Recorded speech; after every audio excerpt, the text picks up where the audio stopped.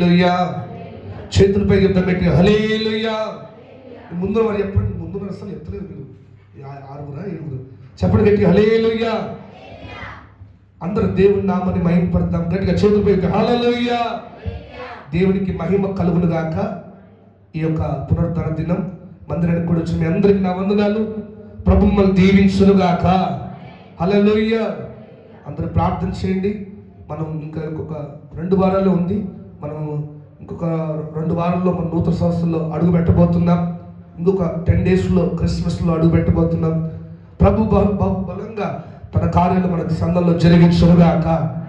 దేవుని చిత్తమైతే వచ్చే ఆదివారం సాయంకాలం మన ఊరిలో క్రిస్మస్ కార్యక్రమం ఉంటుంది. మీరు అందరు ప్రార్థన చేయండి. మరి ఎందుకంటే ఆ క్రిస్మస్ అనేది నేను ఎప్పుడు జ్ఞాపకం చేస్తాను కదా, క్రిస్మస్ అనేది మనం జరుపుకునేది కాదు. మనం జరుపుకొని మనం సంతోషించేది కాదు. మన ద్వారా కొద్ది మందికైనా దేవుని ప్రేమ అందాలి, దేవుని కృప గురించి మనం వివరించాలి, దేవుని ప్రేమ లోకానికి తెలియజేయాలి. క్రిస్మస్ అంటే ఎప్పుడు మనం తీసుకోవడం కాదు, మనం ఇచ్చేవారిగా ఉండాలి. హల్లెలూయా. ఆమె చెప్పండి గట్టిగా హల్లెలూయా. యేసు ప్రభు ఈ లోకానికి వచ్చి ఏమీ లేని మనకు రక్షణ ఇచ్చాడు, ఆయన కృపనిచ్చాడు, ఆయన ప్రేమనిచ్చాడు, ఆఖరిగా పరలోకాన్ని ఇచ్చాడు. హల్లెలూయా. హల్లెలూయా. అన్ని ఆయన ఇచ్చాడు. అందుకే జ్ఞానులు ఆయన ఇస్తున్నాడు కదా, ఆ దీవెనను పొందుకొని వాళ్ళు ఇచ్చి వెళ్ళారు. ఈ సంవత్సరం మనం కొన్ని సంవత్సరాల నుంచి కూడా, ఒక 2 సంవత్సరాల నుంచి కూడా మనం అక్కడ ఏర్పాటు చేసి కొద్ది మందికైనా మన ద్వారా చేస్తున్నాం. కనుక మీరందరూ ప్రార్థన చేయండి, మీరందరూ ప్రార్థన చేయండి. మరి క్రిస్మస్లో కొద్దిమంది అందరికీ శారీని పంచిపెట్టాలి, లేదంటే కొన్ని బ్లాంకెట్స్ అన్నా ఏదైనా మనకు కలిగింది ఏదో మనం పంచిపెట్టాలి. కనుక మీరు అందరూ ప్రార్థన చేయండి. ప్రేరేపించబడిన వారు ఒక 5 శారీస్ లేదా 10 శారీస్, ఒక 5 బ్లాంకెట్స్, ఎన్ని మీకు కలిగినది తీసుకురండి, మనం చేద్దాం. మనం అక్కడ మరి ఏర్పాటు చేసి దేవుని వాక్యాన్ని బోధించి అక్కడ చూడండి, ఒక ఆటంకమైన ఒక మాట అంటారేమో, పడదాం, పర్లేదు. ఎందుకు తెలుసా, దేవుని గురించి పడిన ప్రతి మాట, ప్రతి ఒక్క నింద అదొక మనకు దీవెనగా మారుతుంది. హల్లెలూయా. సమస్యలు వచ్చినాయి, మనం ఆగిపోవద్దు. సమస్యల నుంచి దేవుని కార్యాలను జరిగించడానికి ముందడిగేద్దాం. కనుక మీరు అందరూ ప్రార్థన చేయండి. వచ్చే ఆదివారం సాయంకాలం అక్కడ ఉంటుంది. ఈ మంగళవారం సాయంకాలం మరి హైదరాబాద్లో క్రిస్మస్ ఉంటుంది. మీరు అందరూ ప్రార్థన చేయండి. దేవుడు అన్ని చోట్ల ప్రతికూలత అంతా తీసివేసి ఘనంగా దేవుని మాటలను బోధించి దానికి అక్కడ మంచి తరుణాన్ని ప్రభు మనకి ఇచ్చునుగాక. ఆమె చెప్పండి గట్టిగా హల్లెలూయా. అలాగే క్రిస్మస్ రాబోతుంది. ఇవన్నీ ఖర్చులు మనకు ఉన్నాయి. మీరు అందరూ ప్రేరేపింపబడి గుంపులు విడవండి. మరి ఈ వాష్రూమ్స్ పూర్తి చేయాలని ఎన్నో రోజులు చెప్తున్నాను. ఒక ప్లాస్టింగ్ను ఆ యొక్క పైప్స్ కానీ అవన్నీ చేయాలి. మీరందరూ మీ సహకారం ఉండాలి. మీ సహకారం ఉంటే చాలా ఆశీర్వాదం. మీరందరూ గుంపులు విడిచి సాయం చేయగలిగితే మందిర పనులు కూడా, గోడలు కట్టబడాలి. అసలు కిటికీలన్నీ ఖరాబ్ అయిపోతున్నాయి. మరి ఇటుక లేక ఆగిపోయింది. ఈ పనులన్నీ జరగాలంటే మీరు ఒక అడుగు ముందేయండి. మీరందరూ గుంపులు విడవండి. ఎన్నో మనం ఖర్చు పెడుతున్నాం. దేవుని కొరకు మనం అడుగు వేస్తుండగా దేవుడు తప్పక అద్భుతం చేస్తాడు. హల్లెలూయా. మొన్న ఒక తల్లి అద్భుతంగా సమాధానం ఇచ్చింది. నాకు చాలా సంతోషం అనిపించింది. ఏం చెప్పిందంటే, అమ్మా ఇట్లా మందిరం పనులు ఎత్తులు, గోడలు ఇటుక లేవు, ఇవన్నీ ఎత్తులు ఎట్లా ఎవరు సహాయం చేస్తారంటే, ఎందుకు పాస్టర్ అయ్యా భయపడుతున్నావు, దేవుడు ఎంత గొప్ప అద్భుతం చేసింది తెలుసా, ఒక్కొక్క ఇంటికి ఇన్ని ఓట్ల డబ్బులు ఇచ్చాడు. అందరూ ఆ ఓట్ల డబ్బులు అనుకుంటారట, అయ్యో ఇది పాపం సొమ్ము మీరు తీసుకోవద్దు, ఇది తీసుకెళ్ళి చర్చికి ఇద్దాం అనుకుంటారట, ఇవన్నీ చర్చికి ఇద్దాం అనుకుంటారట. ఇవన్నీ చర్చికి ఇస్తే అన్ని పూర్తయితే పాస్టర్ అయ్యా అంట. హల్లెలూయా. అట్లా ఇస్తే ఎంత బాగుండు. హల్లెలూయా. ఆ మాట అంటే చాలా దేవునికి స్తోత్రం. కనుక మీరు అందరూ సహకరించండి, ప్రార్థన చేయండి. దేవుని కృప మనందరికీ తోడే ఉండగాక.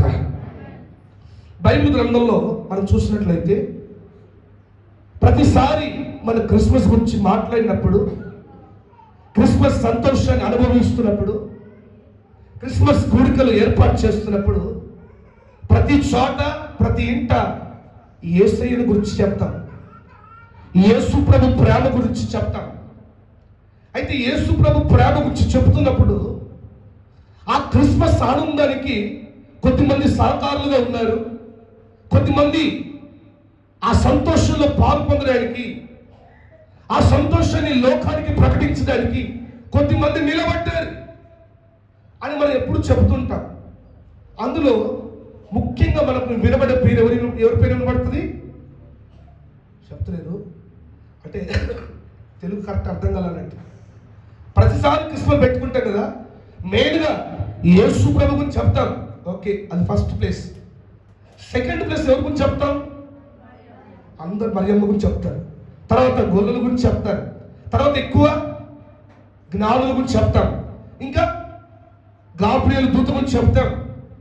ఇంకొకరు ఉన్నారు. సరే, 6వ స్థానంకి వస్తే జకరియా, ఎలిజబెత్ గురించి చెప్తాం. అందరి గురించి చెప్తుంటాం, ఒక వ్యక్తిని మర్చిపోతాం. చెప్పండి ఎవరు? చెప్పండి. సుమియోన్ గురించి కూడా మనం చెప్పవా? వచ్చేవారిని చెప్తాం. సుమియోన్ గురించి వింటాం, తర్వాత ఎలిజబెత్ గురించి వింటాం, ఇంకా చాలా మంది ఉన్నారు. అందరి గురించి చెప్తాం. కానీ ఒక వ్యక్తిని మాత్రం మనం మాటి మాటికి బాధ పెడుతున్నామండి. మీరు బాధ పెడుతున్నాం, మనం అందరం బాధ పెడుతున్నాం. ఆ వ్యక్తిని ఒక్కసారి తెలుసుకో.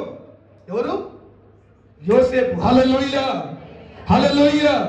చెప్పండి, చేతులపై చెప్పండి, హల్లెలూయా. యేసు ప్రభు సంతోషాన్ని మనకు అందించుటలో, ఆ సంతోషకరమైన స్థానాన్ని అందించుటలో యోసేపు కూడా పాత్ర కదా? కాదంటారా? యోసేపు ఏం చేసిండు అయ్యా అంటారా? ఈరోజు అదే మాటలు విందాం, ఒక 4 మాటలు. ఎంతటి ఘనమైన వ్యక్తో తెలుసా? నేను అంటాను, మరుగై ఉండి ఆ సంతోషాన్ని ప్రకలోకానికి ప్రకాశించుట కొరకు ఒక పాత్రగా నిలబడిన వ్యక్తి. మరుగైన పాత్ర, మెరుగైన పాత్ర. యేసు ప్రభు సంతోషాన్ని ప్రపంచానికి పంచిపెట్టుటలో తాను కూడా తన వంతు, తన శక్తికి మించి ఆ కార్యాన్ని జరిగించడంలో నిలబడిన వ్యక్తి యోసేపు. యోసేపు అంటే చాలా మందికి పాత నిబంధన గుర్తొస్తుంది. ఆయన యాకోబు కుమారుడైన యోసేపు. ఇంకా యోసేపులు ఎంతమంది ఉన్నారు మనకు గుర్తొచ్చి? యోసేపులు ఎవరు? ఆయన పాత నిబంధనలు ఉన్న యోసేపు అందరికి గుర్తొస్తుంది. యోసేపు గురించి, యోసేపు ఫలించడి కొమ్మ అని మనం వింటాం. ఇంకా బైబిల్లో ఎంతమంది యోసేపులు ఉన్నారు? అరిమత్తయి యోసేపు అని వింటాం. అరిమత్తయి యోసేపు. ఈయన గురించి ఎప్పుడు వింటాం? ఈస్టర్ టైంలో వింటాం. యేసు ప్రభు మరణం, పునరుద్ధానంలో ఒక పాత్ర. యేసు ప్రభు పుట్టుకలో కూడా ఒక యోసేపు ఉన్నాడు. ఈయన ఎవరంటే దావీదు వంశానికి చెందిన వ్యక్తి, దావీదు కుమారుడు అని పిలువబడ్డ వ్యక్తి. దావీదు కుమారుడైన యోసేపు, నీకు శుభము కలుగునుగా కానీ దూత వచ్చి చెప్తా ఉంది. ఈ యోసేపు ఒక యవనస్తుడిగా ఉన్నాడు. యోసేపు ఒక పరిశుద్ధుడిగా ఉన్నాడు. యోసేపులో చాలా చక్కటి లక్షణాలు మనం చూస్తే, ఒక మనిషికి, ఒక యవనస్తునికి, ఒక విశ్వాసునికి కావలసిన శ్రేష్టమైన లక్షణాలు ఈ యోసేపు కలిగి జీవించాడు. అందుకే నేను అంటాను, ఒకటి ఆలోచించండి. సరే, మరియమ్మను సెలెక్ట్ చేసుకున్నాడు దేవుడు. ఓకే, ఈ యోసేపునే ఎందుకు సెలెక్ట్ చేసుకున్నాడు? ఇంకా ఎవరు లేరంటారండి? తను చాలా మంది ఉన్నారు. యోసేపు ఈ యొక్క క్రిస్మస్లో మనకి ఏం పాఠం నేర్పిస్తున్నాడు? ఒక 3 విషయాలు చెప్పి ముగిస్తాడు. యోసేపులో ఉన్న మంచి లక్షణాలు ఒక విశ్వాసి అలవర్చుకోగలిగితే, ఒక యవనస్తుడు అలవర్చుకోగలిగితే, ఒక యవనస్తురాలు ఆ లక్షణాలు చూసి ఇన్స్పైర్ కాగలిగితే, అలాగా నిలబడగలిగితే, తప్పక నీ జీవితాలు కూడా బైబిల్లో తనకి ఎంతటి ఘనత, ఎంతటి ప్రతిఫలం దొరికిందంటే, ఎక్కడ ఈరోజు ప్రపంచం అంతా 2000 సంవత్సరాలు, 2025 సంవత్సరాల నుంచి ఎక్కడ క్రిస్మస్ జరిగినా మరియమ్మతో పాటు యోసేపు పేరు కూడా వినబడేటట్టుగా చేశాడు. హల్లెలూయా. యోసేపుగా ధన్యతనిచ్చాడు.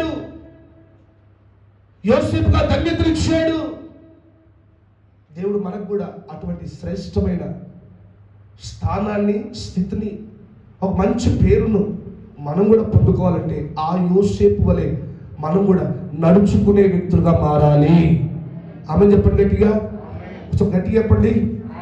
హల్లెలూయా. బ్రీఫ్గా చెప్తాను, చదువుదాం. మత్తయి సువార్త 1వ అధ్యాయము 18వ వచనం చదువుతాం.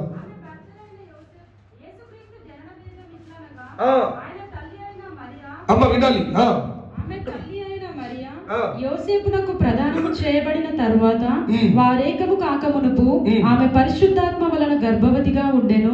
ఆమె భర్త అయిన యోసేపు నీతిమంతుడై ఉండి ఆమెను అవమానపరచునొల్లక రహస్యముగా ఆమెను విడనాడ ఉద్దేశించెను.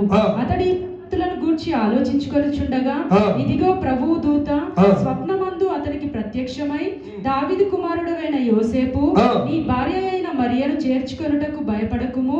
ఆమె గర్భము ధరించినది పరిశుద్ధాత్మ వలన కలిగినది. ఆమె యొక్క కుమారుని కనును. తన ప్రజలను వారి పాపముల నుండి ఆయనే రక్షించును గనుక ఆయనకు యేసు అను పేరు పెట్టుదు అనెను. ఇదిగో కన్యక గర్భవతి అయి కుమారుని కనును. ఆయనకు ఇమ్మానుయేలను పేరు పెట్టుదురు అని ప్రభువు తన ప్రవక్త ద్వారా పలికిన మాట నెరవేరునట్లు ఇదంతయు జరిగెను. ఇమ్మానుయేలను పేరునకు భాషాంతరమున దేవుడు మనకు తోడని అర్థము. యోసేపు నిద్ర మేలుకొని ప్రభువు దూత తనకు ఆజ్ఞాపించిన ప్రకారము చేసి తన భార్యను చేర్చుకొని.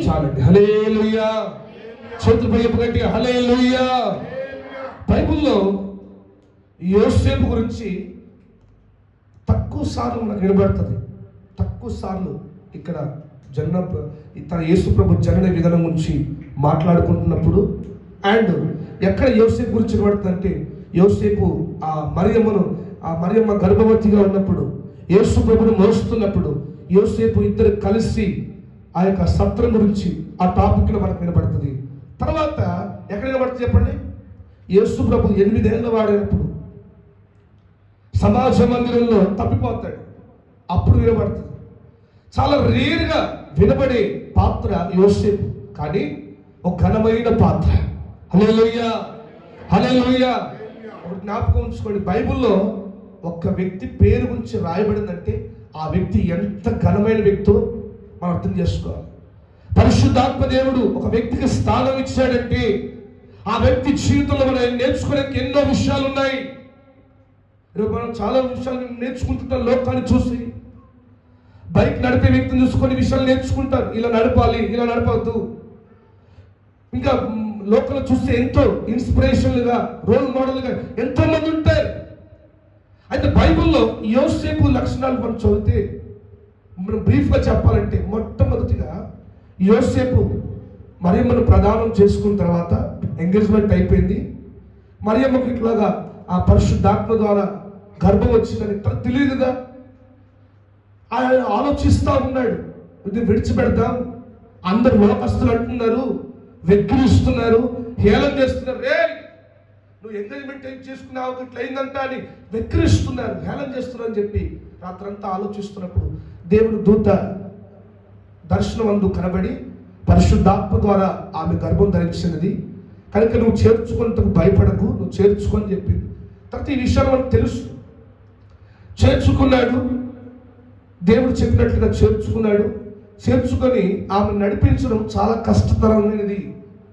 చేర్చుకోవడం కూడా చాలా కష్టతరమైన విషయం. ఇక్కడ యోసేపులో ఒక ప్రధాన లక్షణం మనకు కనబడుతుంది. లోకమంతా నిందలు, లోకమంతా హేళన, వెక్కిరి మాటలు, హేళన మాటలు, లోకమంతా యోసేపును అవమానపరుస్తున్న వేళ ఆ అవమానాన్ని భరిస్తూ ఆ హేళన భరించడం చాలా కష్టతరమైనది. అయినా దేవుడి పని, ఇది దేవుని చిత్తం, ఇది దేవుడి కార్యం. దేవుని దూత చెప్పినప్పుడు ఈ యోసేపు ఆ విషయాన్ని అర్థం చేసుకొని మరియమ్మను చేర్చుకొని నడిపిస్తూ ఉన్నాడు. 2.5 సంవత్సరాల దాకా చూడండి, మొట్టమొదటిగా ఆమె ఆ యొక్క ప్రసవించే కాలం వరకు ఆ ఊర్లో ఉండలేదు. ఎందుకంటే ఆ ఊర్లో ఎన్నో భయంకరమైన వార్తలు, భయంకరమైన మాటలు, ఎక్కడ చూసినా, ఏ వీధిలో చూసినా యోసేపు గురించి మాట్లాడుకుంటున్నారు. రే వాడా ఇంత వేస్తున్నాడు రా అని అంటున్నారు, హేళన చేస్తున్నారు, నిందిస్తున్నారు, అవమానపరుస్తున్నారు. నేను అంటాను, ఇన్ని బాధలు మాట్లాడుతున్నా కూడా మనం అర్థం చేసుకోవచ్చు ఒక వ్యక్తి గురించి ఎట్లా మాట్లాడతారో. ఇన్ని ఉంటున్నా కూడా యోసేపు ఇది దేవుని పని, ఇది దేవుని చిత్తము, ఇది దైవ సంకల్పము అని గుర్తెరిగి దేవుని పని జరగాలి, జరిగించుటకు నన్ను కూడా దేవుడు ఒక పాత్రగా నిలబడమంటున్నాడు అని సహించుకొని నిలబడ్డాడు. హల్లెలూయా. మొట్టమొదటిగా మనం యోసేపులో చూస్తున్న మొదటి మంచి లక్షణం ఏంటో తెలుసా? సహనము, పేషెన్స్. సహనము. దేనికి సహనం కావాలి? ఒక నింద వేస్తే తట్టుకుంటూ సహనం కావాలి. ఒకడు నిందిస్తే, ఒకడు అవమానపరిస్తే, ఒకడు వెకిలుగా మాట్లాడితే, హేళనగా మాట్లాడితే, మనల్ని చిన్న చూపు చూస్తే తట్టుకొనుటకు సహనం కావాలి. సహనం కావాలి, పేషెన్స్ కావాలి. తట్టుకొని నిలబట్టుకు పేషెన్స్ కావాలి, సహించుకోగలగాలి. ఆ సహనం ఎవరిలో ఉందని మనం గమనిస్తే యోసేపులో మాత్రం అధికంగా కనబడుతుందండి. హల్లెలూయా. చెప్పు గట్టిగా హల్లెలూయా. ఈయన ప్రేమ దేవుని బిడ్డలారా, యోసేపు మనకు చెప్తున్నాడు, నేను ఎంతటి నిందలైనా, ఎంతమంది నన్ను చూసి నవ్వుకున్నా, నా బ్రతుకు నవ్వుల పాలైందని అందరూ అనుకుంటున్నా, దేవుని పని జరగాలి అని నేను అవన్నీ సహించుకున్నాను. ప్రియమైన దేవుని బిడ్డలారా, దేవుని దృష్టిలో నీతిమంతుడు ఎవరంటే అంటాను సహించుకున్నవాడే నీతిమంతుడు. యోసేపు నీతిమంతుడు పిలువబడుతున్నాడు. యోసేపు నీతిమంతుడై ఉంది. ఎలా నీతిమంతుడుగా మారాడు? నీతిగా బ్రతకడం ఒక వంతు అయితే, ఆ నీతిని కాపాడుకోవడం కొరకు సహించుకుంటున్నాడు. ఇది మనం ఉద్యోగాలు చేస్తున్న వేళ, వ్యాపారం చేస్తున్నప్పుడు, లోకంలో నడుస్తున్నప్పుడు నిన్ను కూడా ఎన్నో మాట్లాడతారు. చర్చికి వెళుతున్నప్పుడు ఎన్నో మాట్లాడేవారు ఉంటారు. వీళ్ళకి ఏం పని లేదురా, ఎప్పుడు వీళ్ళు దేవుడు దేవుడు అని పరిగెడతారు, వీళ్ళకి ఏం తెలుసు అని అంటారు. సహించుకుంటున్నావా? వీరేంద్ర అందరూ ఆ బొట్టు, గాజులు, బంగారం పెట్టుకొని వస్తే వీళ్ళు మాత్రం ఏమి లేకుండా వెళ్తున్నారు అని అంటుంటారు. వాళ్ళు అన్నారని చెప్పి కొంతమంది ఏం చేస్తారంటే, ఎందుకు పెట్టుకుంటే ఏమవుతుందని చెప్పేసి బంగారం ఏర్పాటు చేసుకుంటారు. సరే, యూరోపియన్ అది, కానీ అంటాను వారు అంటున్నా దాని ప్రకారం నిలబడడానికి సహనం కావాలి. దేవుడి దగ్గరికి వెళ్తున్నారు, ఇంతకాలంతో దేవుడు దేవుడు అంటున్నాడు. దేవుడికి ఏమి ఇచ్చాడు? ఈ అవమానం కాదా? ఈ నింద కాదా? ఈ యొక్క ఆలస్యం కాదా? నీ బ్రతుకులో ఒక భయంకరమైన అవమానం దేవుడు ఇవ్వలేదా? ఇంకా దేవుడికి ఏం మేలు చేయట్లేదు కదా? ఇంకా నీ జీవితంలో ఏ కార్యం జరగట్లేదు కదా? ఇంతకాలం దేవుడు నమ్ముకున్నావు, మేము దేవుడు నమ్ముకోకుండానే ఇవన్నీ పొందుకున్నాం. నమ్ముకున్న నువ్వేం పొందుకున్నావు అని అనరంటారా? అంటారా? అన్నప్పుడు సహించుకొని నిలబడగలగాలి. ఆ సహనం గుణమైన, ఆ మంచి సహనం కలిగిన గుణం యోసేపు మనకు నేర్పుతున్నాడు. హల్లెలూయా, హల్లెలూయా, హల్లెలూయా. అంటాను ఎలిజబెతు, బైబిల్లో ఉన్న ఎలిజబెతు ఎంత సహించుకుందండి, ఎంత సహించుకుంది. ఒక పాస్టర్ గారి భార్యగా ఉంది జకరియా. ఎలిజబెతు ఎంతగా వారిలో కూడా ఒక మంచి సహించుకున్న లక్షణం మనకు కనబడుతుంది. సహనం మంచి లక్షణం మనకు కనబడుతూ ఉంది. ఒక దేవుని సేవ చేస్తున్నారు వీళ్ళు. ఇప్పటి నుంచి కాదండి, కొన్నేళ్ళని చేస్తున్నారు. యాజక ధర్మం చేస్తున్నారు. ఎన్ని చేస్తున్నా వారం పిలుచుకుంటారా? వాళ్ళ సంతానం లేదు, పాడలేదు, గొడ్రాలు అని నిందిస్తున్నా, ఇన్ని చేస్తున్నా, ఇంత నిందలు వస్తున్నా. జకరియా మాత్రం మరలా దేవుని పని చేయవలసి వచ్చినప్పుడు తను దేవుని ద్వారా నాకేమొచ్చింది, ఇంత ఘోరంగా నిందించారు, ఇంత ఘోరంగా అవమానపరుస్తున్నారని చెప్పి వెనకడికి వేస్తాడు జకరియా. అమ్మ చెప్తలేదు, జకరియా వెనకడికి వేసాడా? ఎలిజబెత్ వెనకడికి వేసిందా? ప్రార్థన చేయడానికి వెనకడికి వేసిందా? జకరియా ధూపం వేయడానికి నేను రాను, నాకు దేవుడు ఏం మేలు చేశాడు అన్నాడా? మౌనంగా వెళ్ళాడండి. మౌనంగా వెళ్ళాడు. ఎంతమంది ఎన్ని అనుకుంటున్నా మౌనంగా వెళ్ళి తన బాధ ఏందో, తన కష్టం ఏదో దేవుడితో చెప్పుకుంటున్నాడు, కానీ ఏ రోజు ఏ మనుషులతో చెప్పుకోలే. హల్లెలూయా, హల్లెలూయా. 6 నెలల దాకా ఎలిజబెత్ బయటికి రాలేదంట తెలుసా. ప్రసవించే కాలం వరకు 6 months వచ్చేదాకా బయటికి రాలేదు. ఎందుకంటే ఎంతమంది ఎన్ని మాట్లాంటారో అవన్నీ సహించుకోవాలని వారు నిర్ణయించుకున్నారు. ప్రియమైన దేవుని బిడ్డలారా, జకరియా సహించుకున్నాడు కనుకనే సహనం గల వ్యక్తి జీవితాన్ని దేవుడు ఎప్పుడు మర్చిపోడండి. ఏ రోజు దేవుడికి ఎదురుగా మాట్లాడలా, దేవుడికి ఎదురు చెప్పలే. ఈరోజు ఇంత కొద్ది కాలం కొన్ని ఏళ్ల తరబడి సేవ చేస్తున్న సేవకుల కుటుంబంలోనే ఏ అద్భుతం లేదని ఎంతమంది ఎన్ని మాట్లాడుకున్నా తాను దేవుని పని జరిగించడానికి వెనుకడుగు వేయలేదండి. తాను దేవుడి చిత్తాన్ని చేయడానికి, దేవుడి పని చేయడానికి, దేవుడి పని జరిగించడానికి, ధూపం వేయడానికి, యాజక ధర్మం చేయడానికి వెనుకడుగు వేయకుండా తాను సహించుకునే వెళ్తున్నాడు. అందుకే సహించుకున్న వారిని దేవుడు ఎప్పుడు వెంటను విడిచిపెట్టడండి. వారిని తప్పకుండా లోకానికి వెలుగుగా మారుస్తాడు, లోకానికి వెలుగుగా మారుస్తాడు. అందుకే అంతటి చివరి దశలో కూడా జకరియా జీవితాన్ని దేవుడు వెలిగించాడు. వెలిగించడమే కాదు, తన తరములో వచ్చిన తన కుటుంబాన్ని, దేవుడిచ్చిన సంతానాన్ని ఒక వెలుగుమయంగా ఆ వ్యక్తిని కూడా దేవుడు విడిచిపెట్టలా. మండుచు ప్రకాశిస్తున్న దీపంగా దేవుడు మార్చాడు.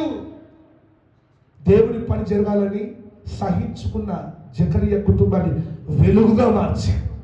ఈరోజు ప్రేమ దేవుని బిడ్డలారా, యోసేపు కూడా దేవుడి పని జరగాలి అని, దేవుడి కార్యం జరిగించడంలో నన్ను కూడా దేవుడు వాడుకుంటున్నాడని, నాకు కూడా ఈ ధన్యత దొరికిందని ఓర్చుకున్నాడు, సహించుకున్నాడు.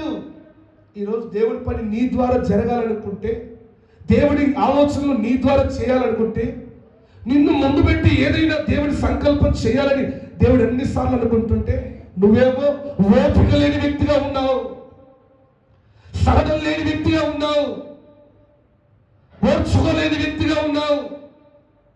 వాక్యంలో ఒక మాట అంటే, నిజ జీవితంలో ఒక మాట అంటే ఓర్చుకోలేని, సహనం లేని వ్యక్తిగా ఉన్నావు. సహనం కలిగిన యోసేపునే దేవుడు వాడుకున్నాడు. అంతము వరకు సహించుకున్న జకరియా ఎలిజబెత్తునే దేవుడు వెలిగించాడు. హన్నా సహించుకుంది కనుకలే హన్నా తరాన్ని, హన్నా గర్భాన్ని ఆశీర్వదించాడు. నేను అంటాను, వివాహం కాయిన వెంటనే హన్నాకు సంతానం కాలేదు. కొన్నేళ్ళు సంతానం కాలేదు. ఎంతమంది నిందించినా ఏడ్చుకుంటూ కూర్చుంది. ఇంకో వివాహం చేశారు, ఓర్పకు పిల్లలు అయ్యారు. ఓర్ప ఎంతగానో పెనిన్నా అన్నవుని పెనిన్నాకు పిల్లలు అయ్యారు. పెనిన్నా గుచ్చుకుంటూ మాట్లాడుతూ ఉంది. మరి అన్ని అంటున్నా కూడా నేను ఎక్కడైనా పెనిన్నా పిల్లల గురించి రాయబడిందా? ఒక్క మాట చెప్పబడలేదు పెనిన్నా గురించి. అన్నా గురించి, అన్న సంతానమైన సమూయేలునే దేవుడు ప్రవక్తగా మార్చాడు, సమూయేలునే వెలుగుగా మార్చాడు, ఇశ్రాయేలుకు నాయకుడిగా మార్చాడు. పెనిన్నా గురించి, పెనిన్నా చరిత్ర ఎప్పుడో ముగిసిపోయింది. ఒక మాట రాయబడింది ఏంటంటే, ఏం లేదు, పెనిన్నా అన్నాను వేధించుతున్నట్టు, మాట్లాడుతున్నట్టు మా రాయబడి తప్ప ఎక్కడ పెనిన్నా పిల్ల గురించి రాయబడలా. ప్రేమ దేవుడి పిల్ల అంతెందుకు, ఇప్పుడు రూతు ఓర్ప గురించి ఇంతకుముందు చెప్పాను కదా, ఓర్ప గురించి మరలా రాయబడలా. నయోమితో ఉన్నప్పుడే ఓర్ప గురించి మాట్లాడాను, కానీ ఎక్కడ మరలా ఓర్ప గురించి రాయబడిందా? ఓర్ప గురించి, ఓర్ప చరిత్ర గురించి రాయబడలా. సహించుకున్న రూతు గురించి రాయబడింది, ఓర్చుకున్న రూతు గురించి రాయబడింది, నయోమిని పోషిస్తున్న రూతు గురించి రాయబడింది.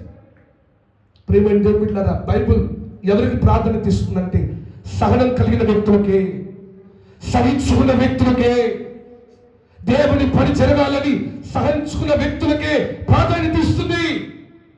సహనం లేని వాడిని, సహించుకోలేని వాడిని, దేవుడి కొరకు భారాన్ని మోయలేని వాడిని దేవుడు ఎప్పుడు విడిచిపెడతాడు. ఆయనకు కావాల్సింది దేవుడి భారాన్ని, దేవుడి సేవను, దేవుడి పనిని నమ్మకంగా చేసేవారు, నమ్మకంగా నడిపించేవారు, నమ్మకంగా దేవుడి కొరకు నిలబడేవారు. దేవుడి పని చేస్తున్నప్పుడు ఎంతో మంది అంటారు, అన్న ఓర్చుకొని దేవుడి పని చేయగలిగిన వాళ్ళు కావాలి. యోసేపు దానికి తగిన వ్యక్తిని పరిశుద్ధాత్మ దేవుడు అనుకున్నాడు కనుకనే ఆ పాత్ర యేసు ప్రభుకు తండ్రి అని లోకం అంతా పిలిచేటట్టుగా. ఇప్పుడు అన్నిజలకు తెలియదు కదా యేసు ప్రభు తండ్రి అంటే జోసెఫ్ అంటారు. లోకమంతా ఈరోజు యోసేపు గురించి మాట్లాడుకునేంత గొప్ప స్థితి ఆ దావీదు కుమారుడైన యోసేపుకు దక్కింది. హల్లెలూయా, చెప్పు గట్టిగా హల్లెలూయా, హల్లెలూయా. దేవుడి పని నా ద్వారా జరగాలి, దేవుడి పని నా ద్వారా జరగాలి, దేవుడి కార్యం నా ద్వారా చేయాలి, దేవుడి ఉద్దేశం నా ద్వారా చేయాలి, దేవుడి ఉద్దేశం నా ద్వారా జరిగించబడాలి, నేను దానికి ఒక పాత్రగా మారాలి అని యోసేపు అనుకున్నాడు కనుక ఎంతమంది ఎన్ని అనరా అండి, ఎన్ని నిందలు అంటారు, సహించుకున్నాడు, ఓర్చుకున్నాడు. అవన్నీ వినబడినట్టుగా విన్నాడు. తర్వాత ఆ పట్టణం నుంచి వెళ్ళిపోయాడు. ఆ పట్టణం నుంచి మరీ మంది తీసుకొని బెత్లెహేము అనే ప్రాంతానికి వెళ్ళాడు. ఇన్ని బాధలు పడిన కూడా తన సొంత వారిని విడిచిపెట్టాడు, తన వారిని అందరిని విడిచిపెట్టాడు, తనకు కావలసిన సుఖభాగాలు విడిచిపెట్టాడు, తనకు కావలసిన ఇల్లు అవన్నీ విడిచిపెట్టి దేవుడి పని జరగాలి అనుకొని బెత్లెహేము ప్రాంతానికి మూవ్ అయ్యాడు. హల్లెలూయా, చేతులు పైకి గట్టిగా హల్లెలూయా, హల్లెలూయా. మరి ఈరోజు ఎన్ని దేవుడి పని చేయడం కొరకు ఎన్ని అన్నా ఎన్ని విన్నా తట్టుకొని నిలబడే వారికి మారుదామా? తట్టుకొని నిలబడే వారిగా మారుదామా? అవన్నీ వినబడినట్టుగా చేస్తూ దేవుని పని చేద్దామా? ఈరోజు ప్రేమైన దేవుని బిడ్డారా, చెన్నైలో ఒక బ్రదర్ ఉన్నాడండి. ఆ బ్రదర్ అట మంచి చదువుకున్నాడు.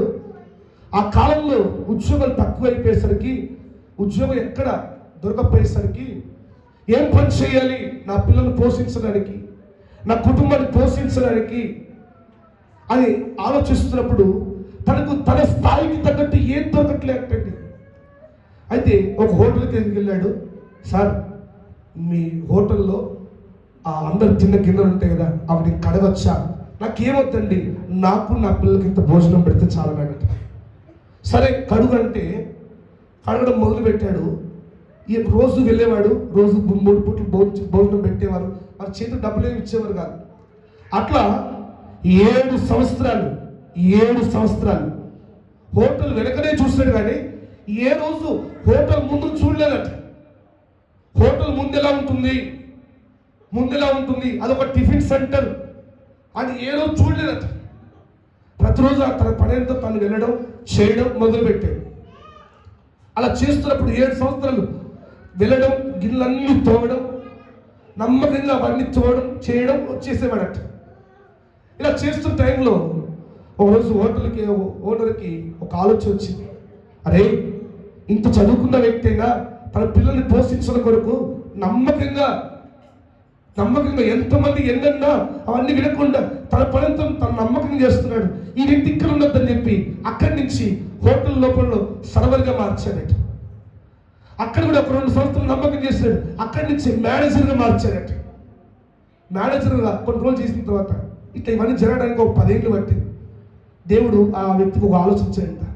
ఎంతకాలం నేను ఇక్కడ మేనేజర్గా పనిచేయాలి, నేనే ఒక హోటల్ పెట్టద్దా అని చెప్పి ప్రారంభించానండి.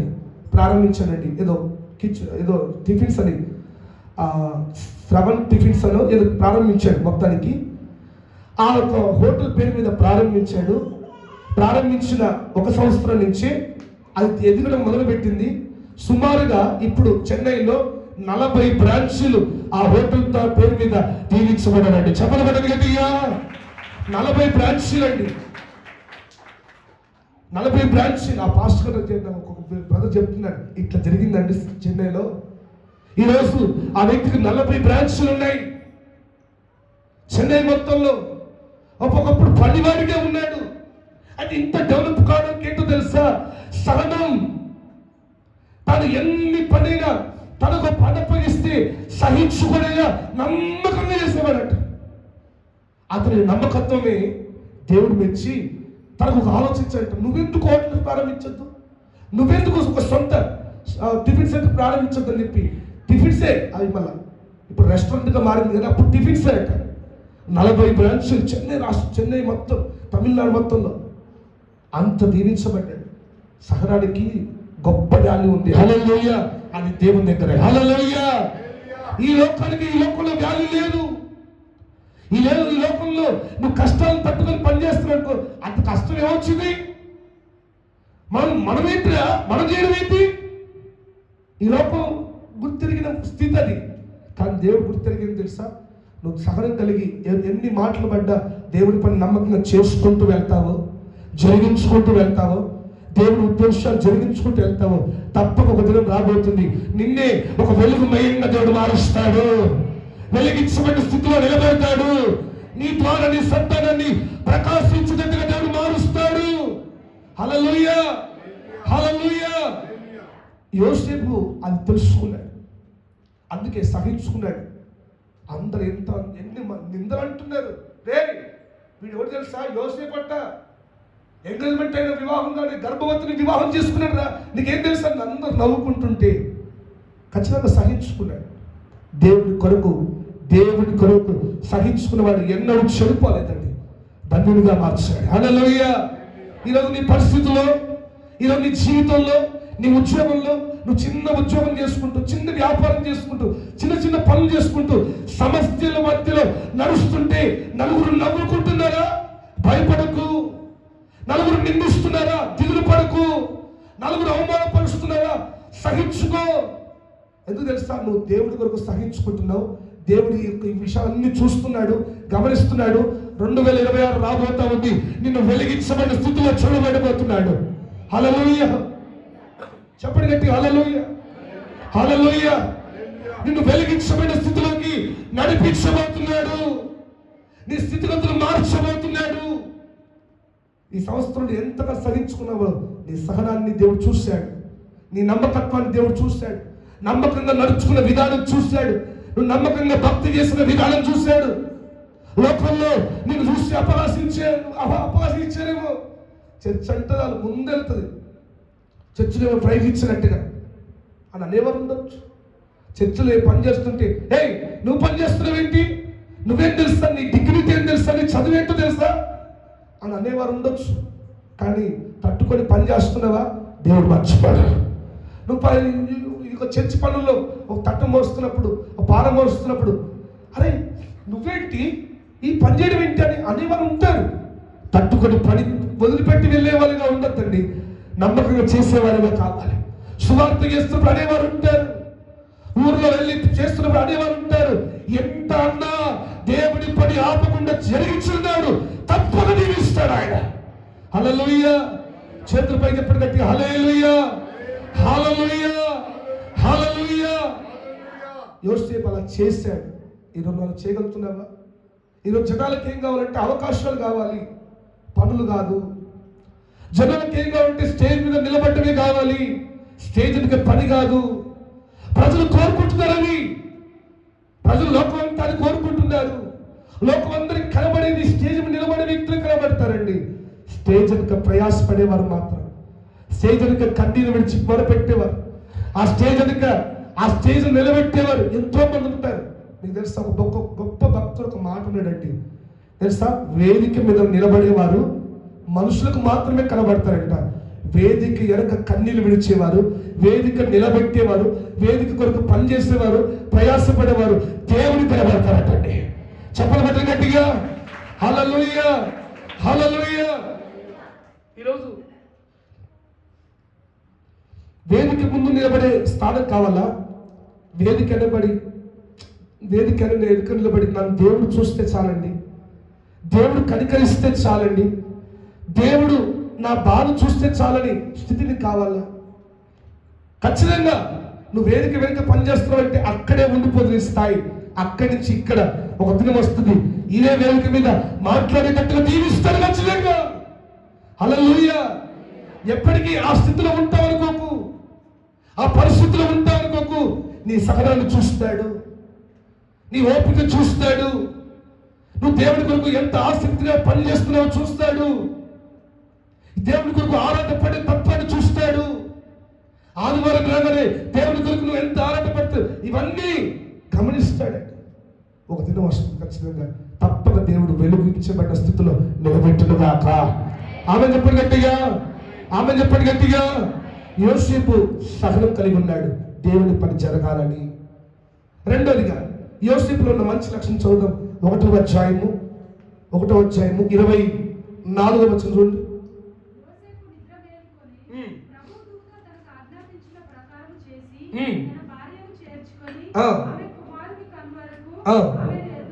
చాలా హల్లెలూయా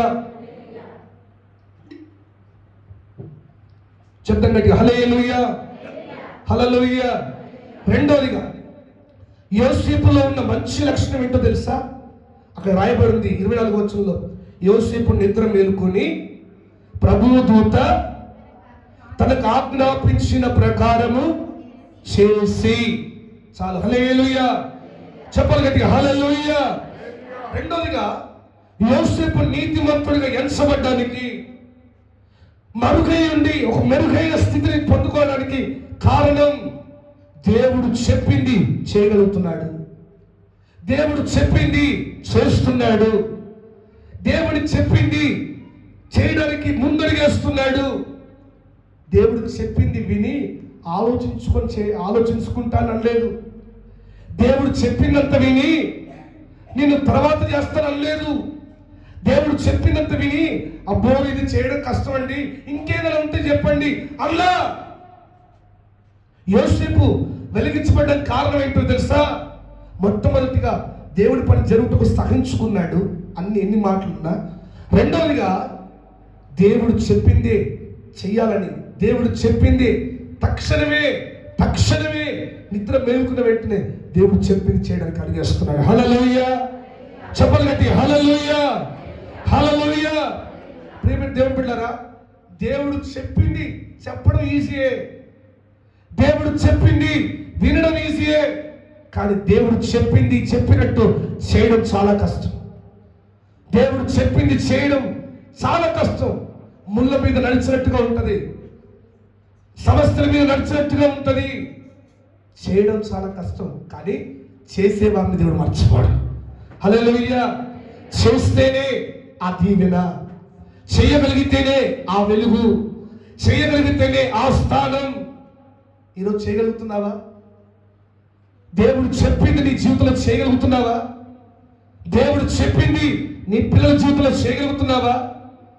దేవుడు చెప్పింది నీ కుటుంబంలో, నీ పనుల్లో, నీ ఉద్యోగంలో, నీ వ్యాపారంలో చేయగలుగుతున్నావా? చేయడానికి ముందడుగేస్తున్నావా? ఈరోజు ఎలా నిలబడుతున్నావు? దేవా నీ మాటే నాకు కావాలి, ఇంకేదో నిలబడే వ్యక్తిగా ఉన్నావా? లేదంటే దేవుడు చెప్పినంత వింటారు కొంతమంది అంటారా? చెప్పిందంతా విని విని విని విని విని లాస్ట్లో అబ్బో ఇది కష్టమండి, ఇది చేయడం కష్టమండి, ఇలా నడవడం కష్టమండి, ఇవన్నీ ప్రాక్టీస్గా చేయడం కష్టం.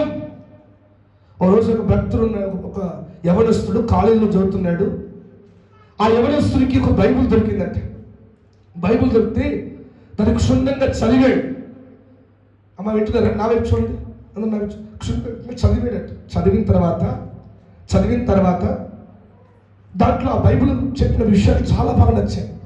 ఆ యవనస్తుడు ఎవరంటే ఆ కాలేజీలోనే ఒక టాపర్, ఆ కాలేజీలోనే ఫస్ట్ ర్యాంకర్. ఆయన చాలా బాగా చదివేవాడు. టీచర్స్ అయినా లెక్చర్స్ అయినా అతన్ని బాగా గౌరవించేవారు, చాలా అందంగా ఉండేవాడు. ఆ బైబిల్ చదివిన తర్వాత తనకెంతో ఆశ ఉందట. అయితే నేను కూడా యేసు ప్రభువుని నమ్ముకుంటాను అనుకున్నాడట. అనుకునే ముందు ఫస్ట్ అనుకున్నాడంట, నేను నమ్ముకోవాలంటే ముందు ఈ బైబిల్ ప్రకారం ఎవరైనా చేస్తున్నారో చూద్దాం. అసలు ఈ బైబిల్ ప్రకారము క్రైస్తవులు చేస్తున్నారా, క్రైస్తవులు పాటిస్తున్నారా, వారి దేవుడు చెప్పిన విషయాలు వారు నమ్మకంగా చేస్తున్నారో లేదో చూద్దాం అని చెప్పి చేసిన తర్వాత అప్పుడు నమ్ముకుంటానని చెప్పి క్లాస్కి వెళ్ళాడంట.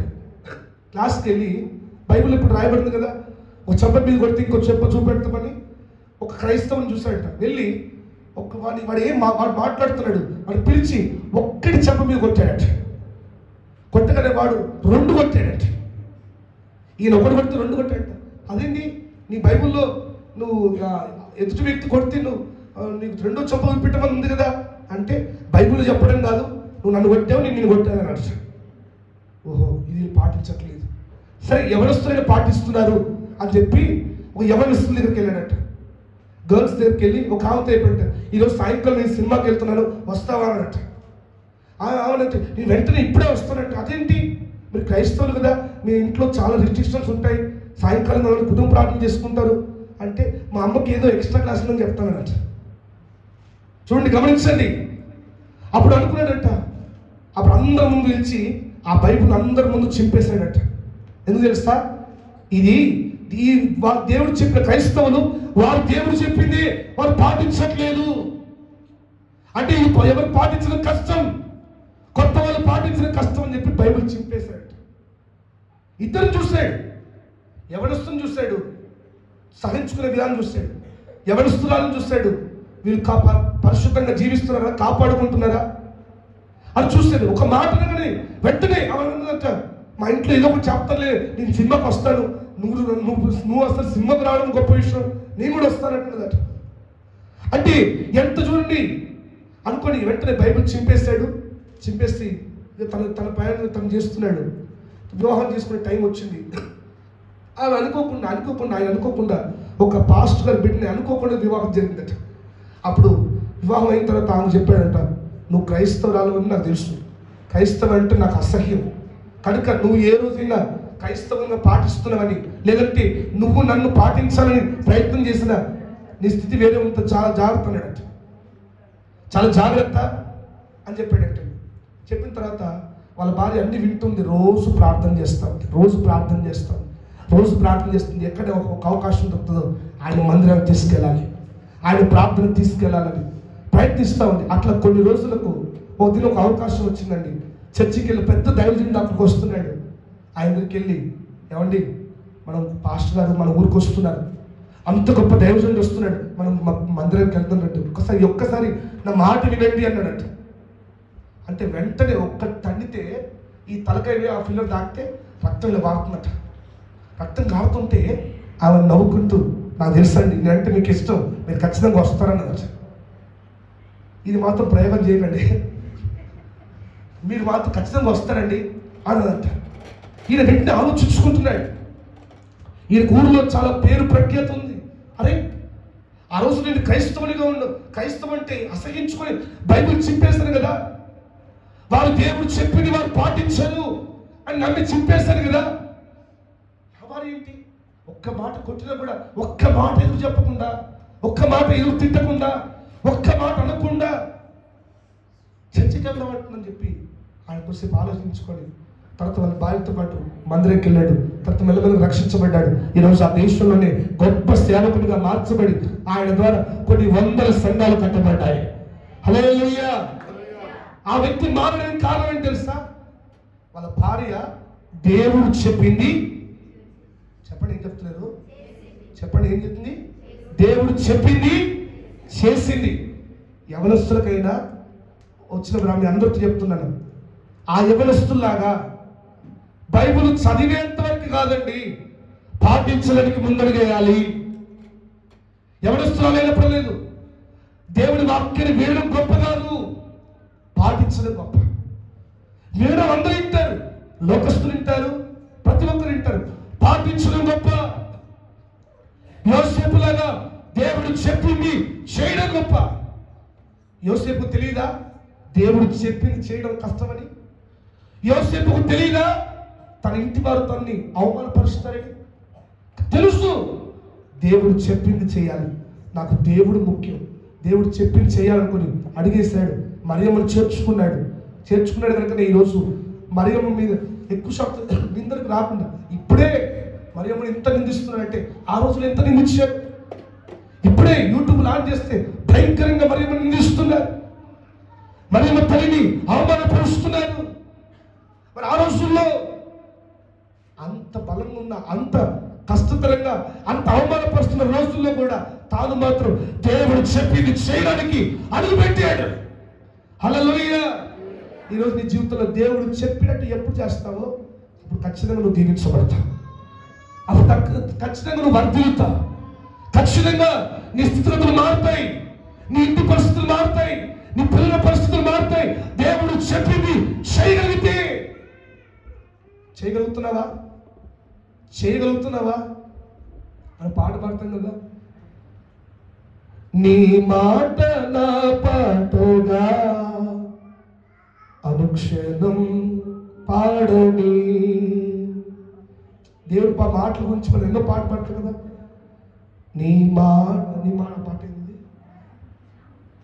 నీ మాట చాలయ్యా, నీ చూపు చాలయ్యా, నీ తోడు చాలయ్యా, నీ నీడ చాలయ్యా, నీ ఉంటే నాకు చాలు యేసయ్యా, నీ వెంటే నే ఉంటా యేసయ్యా.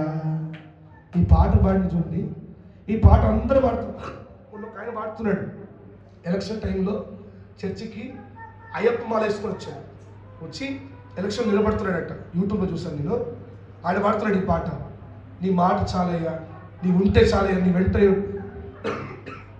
అంటే పదాల వరకే, పాఠం వరకేనా? ఆచరణ ఏంటి?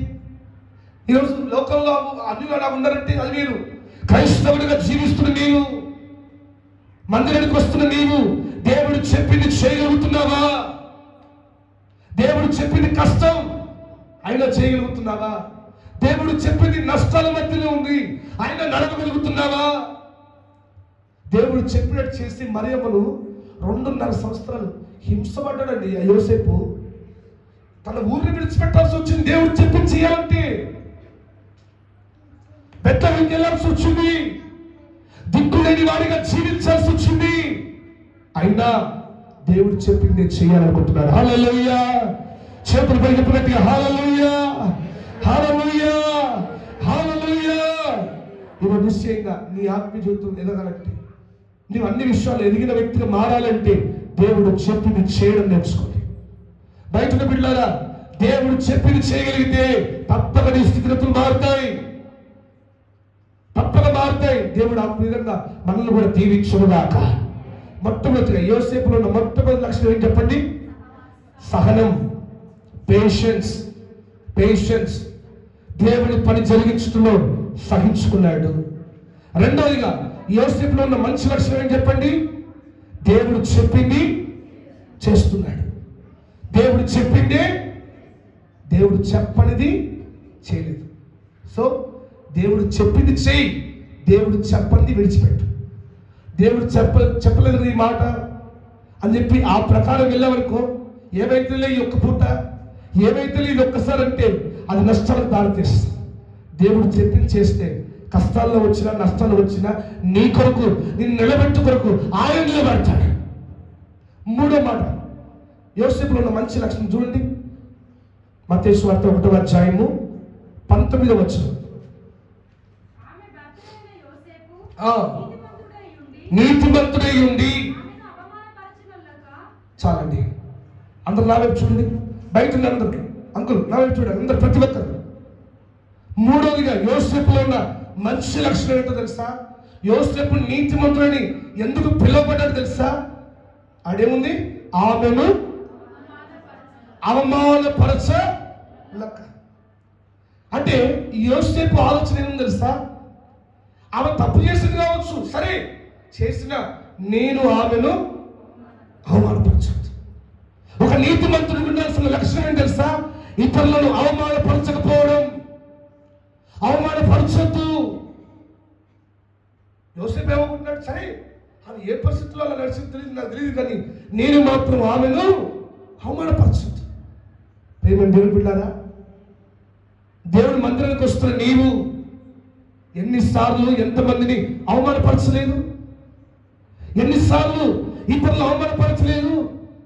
నాకు దొరుకుతాడు వాడు, దొరికినప్పుడు అప్పుడు అందరి ముందు వాళ్ళు అవమానపరుస్తా, అందరి ముందు వాళ్ళు నిందిస్తా, అందరి ముందు నవ్వుల పాలైనట్టు అవమానపరుస్తా అని ఎన్నిసార్లు అనుకోలేదు? యోసేపు నేర్పుతున్నాడు, నీతిమంతులుగా జీవించాలంటే, క్రైస్తవులుగా జీవించాలంటే ఇతరులను అవమానపరచదు. వారిని అవమానపరిచారేమో, కానీ నీవు వారిని చెప్పండి ఏం చేయాలి? అవమానపరచాలా? ఇంకెక్కువ అవమానపరచాలా? ఇంకెక్కువ అనాలా? అవమానపరచద్దు. ఈరోజు చాలా మంది లోకంలో ఏం నేర్చుకుని, లోకంలో వాళ్ళు నడవలేని స్థితి ఏం తెలుసా? ఇదే. వాళ్ళకి ఏముంటుందంటే, కొంతమందికి ఎట్లుంటుందంటే, ఎప్పుడు చెప్తారా వీడిని అవమానపరచాలి, అందరి ముందు అనాలి, అందరి ముందు నిందలేయాలి, అందరి ముందు నిందించాలి, ఎప్పుడు అవమానపరచాలి. చూడండి, మొర్దెకైని అవమానపరచాలని హామాను ఎంతో ప్రయత్నించాడు. అసలు ఎక్కడ స్టార్ట్ అయింది? నన్ను గౌరవిస్తలేడు, మొర్దెకై ఏ పాటివాడు అని హామాను అనుకున్నాడు. అవమానం కాస్త అవమానపరచాలి, ఈ మొర్దెకైని ఎట్లయినా రాజు ముందు అవమానపాలేటం చేయాలి అని ఎన్నో ప్రయత్నం చేశాడు. తర్వాత చివరికి ఏమయ్యాడు? అవమానపరచాలని, నిందించాలని ఉరికమ్మని కట్టి రెడీ పెట్టాడు. ఆ ఉరికమ్మనికి తాను వేలాడు. మందిరానికి వస్తున్న నీవు క్రైస్తవుడు అని చెప్పుకుంటూ నీవు, మనం చెప్పుకోవాల్సిన లేదండి, నీ లక్షణమే తెలియజేస్తుంది. నీలో ఉన్న ఆ లక్షణాలే తెలియజేస్తుంది నువ్వు క్రైస్తవుడివా కాదా. దేవుని నమ్ముకుని బిడ్డ నన్ను చెప్పనవసరం లేదు. లోకస్తులందరూ నేను చూస్తారు, నలుగురు నిలబడినప్పుడు నలుగురిని అవమానపరిచేటట్టుగా నువ్వు మాట్లాడుతున్నావు అంటే, వాడు క్రైస్తవుడేనండి, వాడా చచ్చిపోయేటోడు అని అంటారు. ఆవిడ నీకు తెలుసా, ఆమె చచ్చిపోతలాగా ఉంటుంది, చచ్చిపోయేటలాగా ఉంటుంది అనుకున్న రోజే క్రైస్తవుడి కాదని తెలిపినట్టే. ఈరోజు దేవుని బిడ్డలారా, యోసేపుకున్న మంచి లక్షణం, యోసేపు నష్టపోయినా పర్లేదు, కష్టాల పాలైనా పర్లేదు అని నేను ఆమెను అవమానపరచను, నిందించను, నలుగుట్లోకి నవ్వుల పాలు చేయను, నాకేదైనా పర్లేదని అనుకుంటున్నాడు. మరి ప్రేమ దేవుని బిడ్డలారా, మన పరిస్థితి ఏంటి? మందిరానికి వస్తున్నాం, దేవుని బిడ్డలను చెప్పుకుంటున్నాం, కానుకలు ఇస్తున్నాం, ఎన్నో చేస్తున్నాం, కానీ బయట లోకానుసారంగా జీవిస్తున్నాం. దేవుణ్ణి గణపరుస్తున్నావా? దేవుణ్ణి గణపరిచేవాడు ఇతరులను అవమానపరచాడు. దేవుని గణపరిచేవాడు ఇతరులను ఎప్పుడు అవమానపరచాడు. మరి ఈరోజు ఇతరులను అవమానపరిచేటట్టుగా, అవమానపడేటట్టుగా, వాళ్ళు బాధపడేటట్టుగా నువ్వు మాట్లాడుతున్నట్లయితే ఈరోజే మార్చుకొని బుద్ధిని, ఈరోజే మార్చుకొని స్వభావాన్ని. అంతటి యోసేపే ఇతరులను అవమానపరచకుండా, ఆమెను అవమానపరచలేదంటే తాను అవమానపడలేడు, కానీ అవమానం అనుభవించదు, కానీ ఏ రోజు మరి మనం అవమానపరచాలి, ఏ రోజు ఒక్క మాట అవమానపరచాలి. మరి ఈరోజు నీ పరిస్థితి ఏంటి? నేను ఆ పరిస్థితి ఏంటి? దేవుని నమ్ముకున్నామని లోకంలో చెప్పుకుంటున్నాం, కానీ ఇంకా లోకంలో, కులంలో, దాంట్లో మతాన్ని బట్టి, దాన్ని బట్టి ఎన్నోసార్లు ఇతరులను గురించి అవమానకరంగా నువ్వు మాట్లాడుతున్నావు. ఇతరుల గురించి అవమానకరంగా వారు ఉన్నప్పుడు ఒకలాగా మాట్లాడుతున్నావు, వాళ్ళు లేనప్పుడు వారి గురించి అవమానపరంగా మాట్లాడుతున్నావు. ఆ స్వభావం ఉంటే ఈరోజు విడిచిపెట్టు, ఆ స్వభావం ఉంటే ఈరోజు మర్చిపో. ఆ రోజు ఉంటే ఆ స్వభావం నీలో ఇంకా మిగిలిపోయింటే, ఇంకా అలాగే నేను బాప్తిజం తీసుకున్నా నీలో ఇంకా ఆ స్వభావం పనిచేస్తుంటే విడిచిపెట్టి దినం. నీ కొరకు దేవుడు మాట్లాడుతున్నాడు, ఆ స్వభావం విడిచిపెట్టి. నువ్వు గొప్పదానివి కావచ్చు, నువ్వు గొప్పవాడివి కావచ్చు, గొప్ప చదువు నీకు ఉండొచ్చు, గొప్ప జ్ఞానం ఉండొచ్చు, నువ్వు ధనవంతురాలివి కావచ్చు, నువ్వు ధనవంతుడివి కావచ్చు, నీ దగ్గర ఆస్తి అన్నీ ఉండొచ్చు. ఇతరులను అవమానపరిచేటట్టుగా నువ్వు ఎప్పుడూ ఏం చేయొద్దు, ఉండొద్దు. మన దగ్గర ధనం ఉండొచ్చు, మనకు గొప్ప చదువు ఉండొచ్చు, అవతల వ్యక్తి చదువుకునే వ్యక్తి అయినా అవమానపరిచేటట్టుగా ఎప్పుడు మనం మాట్లాడద్దు. మనం దేవుడి ప్రేమను కలిగి ఉండాలి, దేవుడిని కలిగి ఉన్నాం అని మనం గుర్తెలగాలి. దేవుడు ఆ కృప మీ అందరికి అనుగ్రహించిన దాకా ఆమె చెప్పిన గట్టిగా ఇంకొక మాట చెప్పి ముగించేస్తారండి. నాలుగోదిగా ఇది దేవుడి చిత్తమని నమ్మాడట. చెప్పండి, ఏం చేశాడు? మొట్టమొదటి ఏం చేశాడు? తెలుసమ్మా, ఏం చేశాడు? సహించుకున్నాడు. ప్రభా అంటే ఏం చేశాడు? సహించుకున్నాడు, సహనం కలిగి ఉన్నాడు. రెండోదిగా చెప్పండి, రాజా ఏం చెప్పాడు? దేవుడు చెప్పిందే చేశాడు, మూడోదిగా ఇతరులను అవమానపరచలేదు, అవమానపరచద్దు. నాలుగోదిగా ఇది దేవుని చిత్తం అని నమ్మాడు. తన నష్టాలు నడుస్తున్నప్పుడు, తన కష్టాలు నడుస్తున్నప్పుడు మనకు కూడా నడుస్తుంటాయి కదా. మనల్ని ఒకసారి ఎవరైనా అవమానపరుస్తుంటే, ఎవరు నిందలు పాలవుతుంటే, లేదంటే మన చేతిలో ఉన్న డబ్బంతా ఒక్కసారి నష్టపోతే, ఏదో దానికి పెట్టి నష్టపోయాం. అప్పుడు ఎన్నిసార్లు లేదు, ఇది దేవుడు నాకు తోడలేదు, దేవుడు నాకు ఏ మేలు చేయట్లేదు, దేవుడు నాకు ఏ మేలు, అసలు నాకు ఏం కలిసి రావట్లా, దేవుడు నాకు ఏం చేశాడు అని ఎన్నోసార్లు అన్నాం. కానీ లేదండి, ఈ దేవుని చిత్తం అన్నావా? ఏ రోజైనా అన్నావా? ఈ దేవుని చిత్తం బిడ్డ, నీ పిల్లలతో అనాలి. దేవుని చిత్తం. దేవుడు ఈరోజు కన్నీటి మార్గం నడుపుతున్న దేవుడే రేపు మన ఇంటి ముందు కనుల విందుగా మారుస్తాడు. అన్నావా ఈ రోజున? నువ్వు అనగలిగితే తప్పకుండా నేను అంటాను, అనాలండి. మన పిల్లలకు ఆ పని నేర్పించాలి. ఏంటో తెలుసా? కష్టం వచ్చినప్పుడే కాదు, నష్టం వచ్చినప్పుడే కాదు, సంతోషం ఉన్నప్పుడే కాదు, నష్టాల్లో నలిగిపోతున్నా కూడా, నవ్వుల పాలయ్యే పరిస్థితి వచ్చినా కూడా, బిడ్డ దేవుడి చిత్తంలో మనం ఉన్నాం. దేవుడు మనల్ని విడిచిపెట్టడు. దేవుడు మనల్ని నిందించేటట్టుగా చేయడండి. దేవుడు మనల్ని ఎప్పుడు మునిగిపోయే పరిస్థితి రానివాడు. మునగాల్సిన పరిస్థితి వచ్చినా కూడా మన చేయి పట్టి లేవనెత్తే దేవుడు ఉన్నాడు. హల్లెలూయా, హల్లెలూయా. మనం దేవుడి కలిగిన వారం, ప్రతిరోజు దేవుడి దర్శనాన్ని పొందుకున్న వారం, దేవుడు మనం తప్పగా లేవనెత్తాడు. నీ పిల్లలకు, నీ కుటుంబానికి చెప్తున్నావా? చెప్పగలుగుతున్నావా? ఏదైనా యోసేపు నమ్మాడు. సంతోషం ఉన్నప్పుడే చాలా మంది అంటారు, అమ్మా సంతోషంగా దేవుడు ఎంత మేలు చేశాడంటే, అవునయ్యా దేవుడి చిత్తం, దేవుడే జరిగించాడంటారు. అదే కష్టాలు ఉన్నప్పుడు, నీకు సమస్య వచ్చినప్పుడు, ఇంటిలో దుఃఖం కలిగినప్పుడు, అమ్మా ఏం కావాలంటే, ఏంటంటే దేవుడు ఏం చేశాడు నాకు అనేవారు లేరంటారు ఎవరు? మీరు మాత్రం అనలేదు. మీరు మాత్రం ఒక్క మాట దేవుడిని అంటారు కాదు. హల్లెలూయా, హల్లెలూయా. ఈరోజు మనం అట్లా అనేక పరిస్థితి వస్తాయి. మనం కూడా ఎన్నోసార్లు అంటాం. ఎందుకంటే మన ఫ్రస్ట్రేషన్ ఆగదు, మన దుఃఖం ఆగదు. ఇంతగా దేవుడి కొరకు నమ్మకంగా జీవించాను నేను, నాకెందుకు ఈ బాధ వచ్చిందని అనేక పరిస్థితి వస్తాయి. కానీ దేవుడి చిత్తం అని నమ్మగలుగుతున్నావా? ఈ మార్గం దేవుడు నీకు అనుమతించాడు నమ్మగలుగుతున్నావా? ఈ మార్గం దేవుడికి ఇచ్చాడు. ఈ శ్రమల మార్గం, ఈ నిందల మార్గం, ఈ అవమాన మార్గం దేవుడికి ఇచ్చాడు. తర్వాత కనపరిచే మార్గం రాబోతుంది అని నమ్మగలం. హల్లెలూయా. చేతులపై చెప్పగట్టి హల్లెలూయా, గట్టి చెప్పు హల్లెలూయా. నేను సెలవిస్తున్నాను, సేవకుని చెప్తున్నాను. 2025లో నువ్వు ఏమేమి నష్టపోయావో, ఎంతగా నష్టపోయావో, ఎంతగా అవమానపడ్డావో, ఎంతగా నిందించబడ్డావో, ఎంత నీ ధనము బలము అన్ని వ్యర్థమైపోయావో, భయపడకు. ఇది దేవుని చిత్తం నమ్ము. నువ్వు నమ్మినట్లయితే, నీ పిల్లలకు చెప్పిన వాళ్ళు నమ్మినట్లయితే నేను అంటాను 2026 రాబోతా ఉంది. దేవుడు మనల్ని కనపరిచే సంవత్సరం అది. గట్టిగా చెప్పకూడదు, నేను స్థుతించినట్టుగా నీ నష్టాలని, నీ కష్టాలని, ఎంత నష్టపోయావు, ఎంత నలిగిపోయావు, దేవుడు నిన్ను లేపబోతున్నాడు. దేవుడిని కనపరచబోతున్నాడు. దేవుడిని చేయబడి లేవనెత్తబోతున్నాడు. నీ తలగా మార్చబోతున్నాడు జీవితాన్ని. నీ కుటుంబాన్ని తలగా నిలబెట్టబోతున్నాడు. పొందుకో దేవుడి వాగ్దానం, నమ్ము. ఇది దేవుడి చిత్తం.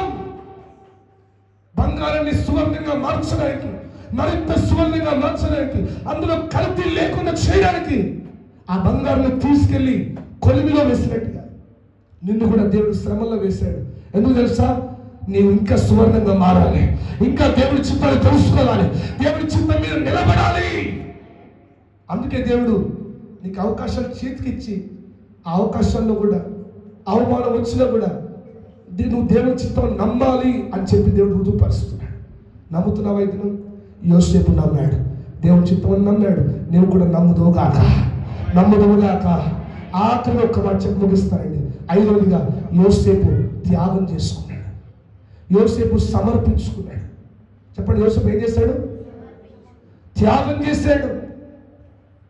దేవుడి కొరకు త్యాగం. ఏం త్యాగం చేసావయ్యా?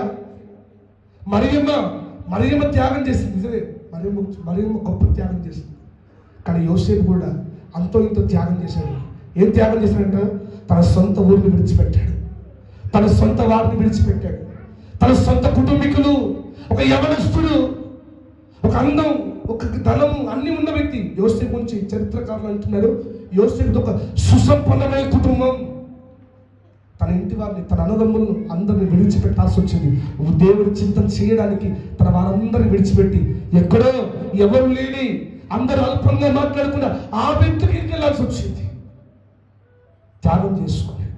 తన యవ్వన జీవితాన్ని దేవుడి పని కొరకు త్యాగం చేసుకున్నాడు. తన యవ్వన జీవితాన్ని దేవుడి కొరకు త్యాగం చేసుకున్నాడు. దేవుడి పని జరిగించిన కొరకు త్యాగం చేసుకున్నాడు. దేవుడి చిత్తం జరగాలి అని చెప్పి త్యాగం చేసుకున్నాడు. అందరూ అవమానపరిచిన త్యాగం చేసుకున్నాడు. జీవితాంతం దేవుడి పేరు నిలబడాలని చెప్పి తన దేవుడి చిత్తం జరుగుట కొరకు తను మరుగైపోయాడు. ఎక్కడ మనం యోసేపు గురించి మాట్లాడు, కానీ యోసేపు కూడా ఒక సాక్రిఫైస్ ఉంది, సమర్పించుకున్నాడు. కొన్నిసార్లు దేవుడి పని జరగాలంటే సమర్పించుకోక తప్పదు. నీ ఎవరి జీవితాన్ని సమర్పించుకోక తప్పదు. నీ ద్వారా జరగాలి అన్నప్పుడు సమస్తం సమర్పించుకోక తప్పదు. సమర్పించుకున్నాడు కనుక ఈరోజు సమస్తం లోకమంతా తనని గుర్తెరిగినట్టుగా దేవుడు చేస్తాడు. హల్లెలూయా, హల్లెలూయా. పరిశుద్ధాత్ముడు ఏకంగా బైబిల్లో ఈ పరిశుద్ధ గ్రంథంలో తన పేరు లిఖించినట్టు చేస్తాడు. సమర్పణ. తన ఇంటి వారు, తన బంధువులు, తన సొంత ఊరు, తన సొంత వారు, ధనము, బలము, ఆస్తులు అన్నీ విడిచిపెట్టి దేవుని పని కొరకు సాధారణంగా నడిచి, యేసు ప్రభు పశువుల పాకలో జన్మిస్తే తాను కూడా ఆ సత్రంలో పడుకోవాల్సిన పరిస్థితి వచ్చింది. యోసేపు, నీకేమైందయ్యా? నీకు ధనం లేదా, ఘనత లేదా, సొంత ఇల్లు లేదా, సొంత వారు లేదా, నిన్ను దర్జాగా చూసుకునేవారు లేరా? అన్నీ ఉన్నాయండి. దేవుడి చిత్తం జరగాలంటే నేను కూడా విడిచిపెట్టాను, నేను కూడా సమర్పించుకోవాలని చెప్పి అన్నీ విడిచిపెట్టి యేసు ప్రభు పశువుల పాకలో పడుకున్నాడు. యోసేపు కూడా సత్రంలో ఉండాల్సిన స్థితి వచ్చింది. ఈరోజు ప్రేమ బిడ్డరా, ఒక్క వ్యక్తి త్యాగం ఈరోజు గొప్ప సంతోషాన్ని, ప్రపంచానికి సంతోషాన్ని అందించడంలో తాను ఒక పాత్ర నిలబడ్డాడు. కానీ అద్భుతం తెలుసా, మరుగైన పాత్ర. ఎక్కడ యోసేపు, ఎక్కడ నాకు అర్థం కాని విషయం అంటే, ప్రతిసారి దూత మరియమ్మకి చెప్తుందని యోసేపు ఒక్క మాట మీద ఒకటే ఒక్కసారి దర్శించాడు. మరియమ్మకు మాత్రం నిమిషానికి దర్శనం వస్తున్నాయి. హల్లెలూయా. కొంతమందికి చర్చలో వస్తున్నప్పుడు నిమిషానికి దర్శనం వస్తూనే ఉంటాయి. హల్లెలూయా. కనుక ఈరోజు దేవుని మందిరానికి వస్తూ నీవు త్యాగం చేసుకుంటావా? త్యాగశీలిగా నిలబడతావా? క్రైస్తవుడు అని చెప్పుకుంటున్న మనం త్యాగం చేసుకోగలుగుతామా? మన బలాన్ని, మన యవ్వనాన్ని, మన ప్రార్థన జీవితాన్ని దేవుని కొరకు నిలబెట్టి, మన నిద్రను ఉదయకాలం లేచి ప్రార్థన చేయాలంటే ఎన్నో మనం విడిచిపెట్టాల్సింది. కనుక నిలబెట్టి దేవుడు ఆ కృప నీకు ఇచ్చుగాక. ఇదేం మర్చిపోడు. ఇవన్నీ నీ ప్రతిఫలం కొరకే, నీ జీవితంలో ప్రతిఫలం కొరకే, నీ ఇంటిలో ప్రతిఫలం కొరకే, సమస్తము నీ మేలు కొరకే. హల్లెలూయా, హల్లెలూయా.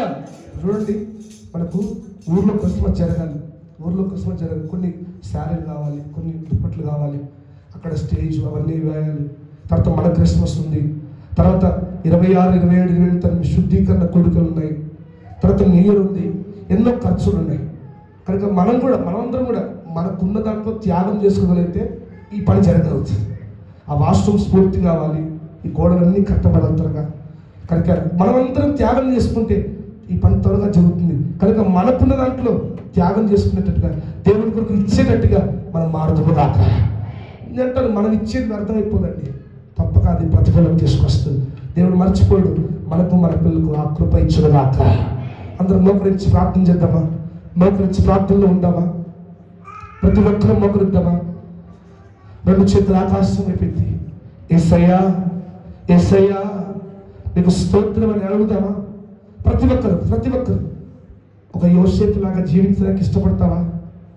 యోసేపు లాగా జీవించగలిగితే లోకమంతా నిన్ను గుర్తిరుగుతుంది. You are the real Christian. నువ్వు ఒక నిజమైన దేవుని కుమారుడివి, నువ్వు నిజమైన దేవుని బిడ్డవు, నువ్వు నిజంగా క్రైస్తవుడివే. నువ్వు త్యాగం చేస్తున్నావంటే నిజంగా క్రైస్తవుడివే. త్యాగపూరితమైన జీవితాన్ని జీవిస్తున్నావంటే నువ్వు నిజంగా క్రైస్తవుడివి. దేవుడి చిత్తం కొరకు, ఇది దేవుడి చిత్తం అని నమ్ముతున్నాడు యోసేపు. నమ్మావా? ఈ వివాహం దేవుడి చిత్తమే, ఈ యొక్క సమస్య దేవుడి చిత్తమే, ఈ యొక్క అవమానం దేవుడి చిత్తమే. దేవుడి చిత్తం నమ్ముతున్నావా? ఎస్. ఇతరులను అవమానపరచలేదండి, తాను అవమానపడ్డానికి ఇష్టపడలేదు, కానీ ఏ రోజు ఇతరులను అవమానపరచలేదు. మందిరానికి వస్తున్న మనం ఎవరిని అవమానపరచద్దు, ఎవరిని నిందించే వారిగా ఉండొద్దు, ఎవరిని దూషించే వారిగా ఉండొద్దు. ఆ మార్పు నీలో రాగలిగితే నిశ్చయంగా ఆ క్రిస్మస్ సంతోషాన్ని నువ్వు కూడా అనుభవించబోతున్నావు. అందరూ ప్రతి ఒక్కరు మోకరించండి, రెండు చేతులు ఆకాశం ఉంది. దేవా, అందరూ ప్రతి ఒక్కరు తినండి. ఒక్క నిమిషం ప్రార్థన చేద్దాం, మనం ముగించబోతున్నాం. ఒక్క నిమిషం అందరూ మోకలు. దేవానికి స్తోత్రమయ్యా, దేవానికి వందనాలు ప్రభువా. ఈరోజు యోసేపులాగా సహనం కలిగిన జీవితాన్ని నాకు దయచేయి ప్రభువా. నిజమే ప్రభువా, ఎంతో మంది దేవుని మందిరానికి వెళ్తున్నామని దూషిస్తున్నారు, దేవుని మందిరానికి వెళ్తున్నామని అంటున్నారు. అన్నప్పటికీ సహించుకునే తత్వం నాకు దయచేయి ప్రభువా. నేను సహించుకునే మంచి మనసు నాకు దయచేయి. అందరూ పెద్ద మొక్కలు రండి, రెండు చేతులు ఆకాశంలో ఎత్తి హల్లెలూయా హల్లెలూయా యేసయ్యా. దేవుడి పని జరగాలని యోసేపు సహించుకుంటున్నాడు. తిరిగి ఒక్క మాట అనట్లేదండి. ఎంతమంది ఎన్ని దూషించుండదు. ఒకసారి మన ఆలోచనతో, మానవ ఆలోచనతో ఆలోచించదు. ఎంతమంది ఎన్ని అంటున్నారు, కానీ సహించుకున్నాడు. దేవుడి పని జరగాలంటే సహించుకునేవారు కావాలి. దేవుడి పని జరగాలి, దేవుడి కార్యం జరగాలి అంటే సహించుకోవాలి. సహించుకున్నాడు. ఒక మానవ రీతిగా, ఒక మనిషిగా మనం ఆలోచిస్తే ఎంతమంది ఎన్ని అని ఉంటారు, కానీ ఏ రోజు ఒక్క మాట లేదు. ప్రభువా ప్రభువా, దేవుడి పని జరగాలి, దేవుడి పని జరగాలి. ఈరోజు అనుకుంటున్నావా, నీ ఇంట్లో దేవుడి పని జరగాలి, మందిరంలో దేవుడి పని జరగాలి, ఈ గ్రామంలో దేవుడి పని జరగాలంటే సహించుకునేవారు కావాలి, సహనం కలిగిన వారు కావాలి, ఓపికతో తట్టుకునేవారు కావాలి. ఎన్ని మాటలన్నా దేవుడి కొరకు నిలబడేవారు రావాలి. హల్లెలూయా. రికల రబబబబ శబరకత రిబలవ శియోందరవరివోందరవ. అడుగు, దేవునితో అడుగు. దేవా, ఆ సహనం కలిగిన మనసు నాకు దయచేయి ప్రభువా, దయచేయి ప్రభువా. ఇంకా స్తుతించాలి. అడుగు, హృదయంతో నోటి నుంచి అడగండి. యేసయ్యా పలుకు, యేసయ్యా అడగండి. నాకు అటువంటి యోసేపు లాంటి లక్ష్యం నాకు దయచేయి ప్రభువా.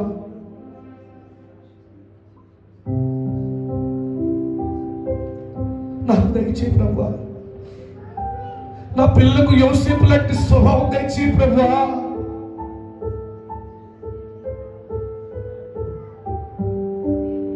అవును, దేవుడు చెప్పిందే చేయడానికి, సమస్యలు వచ్చినా దేవుడు చెప్పిందే చేయడానికి.